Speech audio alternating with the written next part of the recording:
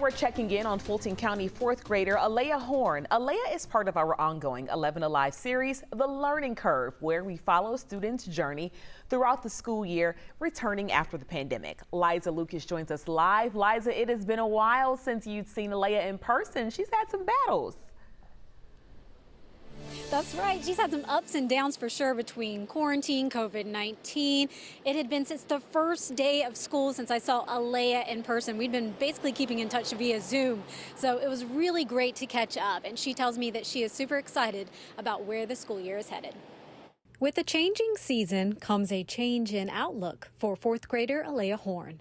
I feel like things are completely getting back to normal, and I also feel like things are looking up for this year. Alea recently celebrated her birthday, and now that the 10-year-old has quarantine and COVID-19 behind her, she's finally getting a chance to settle into her school year. This is iReady Reading. iReady Math is like you do like math problems. She's relieved to be back in the classroom where there's more paper and pen mixed with technology. This is PowerPoint. But being back at school is not without some hurdles. She says a lot of kids continue to be absent, and she's playing catch up from some lessons missed during second grade when schools suddenly shut down. We never learned our times tables, so we're just clueless, basically. It's hard going from a second grader to a fourth grader because I didn't get to be a third grader. But overall, she's happy with how the fall is playing out. Miss Upchurch is so good of a teacher. And I also have my two best friends, Zachary and Stacy, in my class. And face-to-face interaction is making a difference,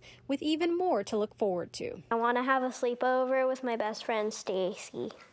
We've never had a sleepover. But before that fun rite of passage, Alea has to wait a little longer for official word that her age group has been approved for the vaccine. People who are making the vaccine, if you are watching this, please, I really want the vaccine. And Liza, I just love how articulate Alea is. She is doing such a great job of just really giving us that perspective, you know, in these stories and just really how it's impacting our students. But school isn't the only major impact the virus is having on her life. That's right. You heard her talk about sleepovers, this important little rite of passage that young girls have. They haven't been able to do yet because they're playing it safe, waiting for her turn to get the vaccine. And also, she just had her birthday. She just turned 10 years old.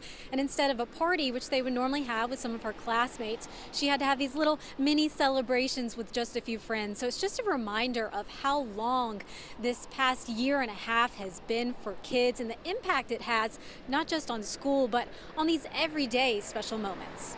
All right, Liza, thank you so much for bringing us Alea's update. And tomorrow morning, we're going to check in with our second student, Judah Whaley.